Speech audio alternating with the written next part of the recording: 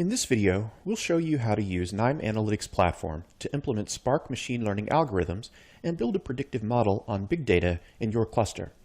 Along the way, we'll demonstrate use of KNIME nodes for partitioning, model training, prediction, validation, and visualization of results. We'll also touch on features that allow you to integrate PySpark and parameter optimization into your model development process. Ready to see how you can harness the power of Spark with KNIME?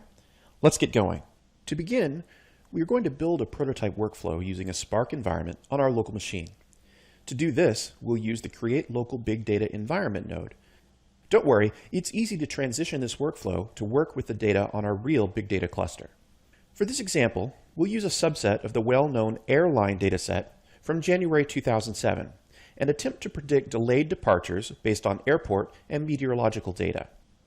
We've already done some preliminary transformation and cleaning on this dataset and loaded it into a KNIME data table. To load the data into Spark, we'll connect it to a Table to Spark node. Before we begin the model building process, perhaps there's some additional processing we could do using PySpark. This is useful if there is some specific functionality you'd like to apply in Spark that we don't already have a node for. In this simple case, we have a numeric column representing categories that we'd like to convert to a string value. Similar to the KNIME Python node, the PySpark script node offers a list of available input columns and workflow variables on the left, which can be added to the current cursor position by double-clicking. To convert numeric values into strings, I've written a short user-defined function that returns a string for each of the possible values in the column. I can test the script on a subset of rows in the cluster using the Validate on Cluster button to get fast feedback. The head of the result table will be shown in the console output after validation. After applying PySpark, the next step will be to split the data into training and test datasets using the Spark partitioning node. I want my training set to include records from the first half of January of 2007 and my test set to include the latter half. To do this, I've set the node to use a 50% relative split, taking from the top. Next, I want to remove some columns from my training set that may bias the end results. Here in the Spark column filter node, I'll exclude any features that correspond to particular types of delays, along with times, destination, and aircraft identifiers.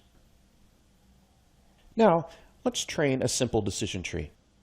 I'll feed data from the top port of the Spark partitioning node to a Spark decision tree learner node. When configuring, I've made sure to set my target column to departure delay and excluded the target column from the list of available features. I've also set the quality measure to entropy and increased the max tree depth to 10. To make predictions with this decision tree, I connect the blue port to a Spark predictor classification node, which also takes as input the test set from the bottom port of the previous partitioning node.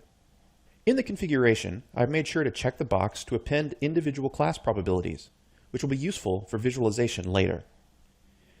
To quickly check the performance of the model, I can use the Spark Scorer node. Here, I configure the variables for my ground truth, departure delay, and model results, prediction departure delay. The node will show me a confusion matrix, as well as some summary statistics. We'll revisit these model results again in a moment. Now, what if I'd like to train a model using a different algorithm and optimize the parameters to improve performance? In this portion of the workflow, that's exactly what I've done. You can see the same learner and predictor motif typical to training models in KNIME, but here I've used a Spark random forest learner node for a tree ensemble approach. I've also surrounded these nodes with parameter optimization loop start and end nodes. The start node is configured to iterate over possible tree depth in the random forests from 6 to 20 with a step size of 2. The end node is set up to maximize on model accuracy and will return a list of model accuracies for each combination of parameters selected. Here, I choose the ideal parameters for the random forest and pass those parameters via a table row to variable node to a meta node that runs an optimized version of the random forest. Finally, I combine the prediction probabilities of my previous decision tree with my newly optimized random forest and send those results to the binary classification inspector node to visualize and compare the models. Looking at the view, I can select additional statistics to display, in addition to the AUC and accuracy already shown. I can also adjust the default threshold of 0.5 and watch how the confusion matrix changes as I move through the probability distribution. It would be simple to add and compare additional models to this view if needed.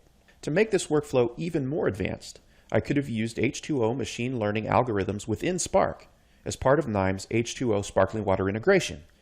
For now, it's important to note that even though we've developed these models on a laptop using the Create Local Big Data Environment node, all we need to do to move processing onto a Spark cluster is to swap that node out for a Create Spark Context Living node, shown here. Then, our workflow could easily be used on a remote Spark server. To sum up, we've shown you how to use Spark within KNIME to process data, train and test models, optimize parameters of those models, and compare results using visualization. You can wireframe the process on your local machine, and then easily move to your cluster by switching out a few nodes when it's time to execute on your big data set, and all of this in a code-free visual environment.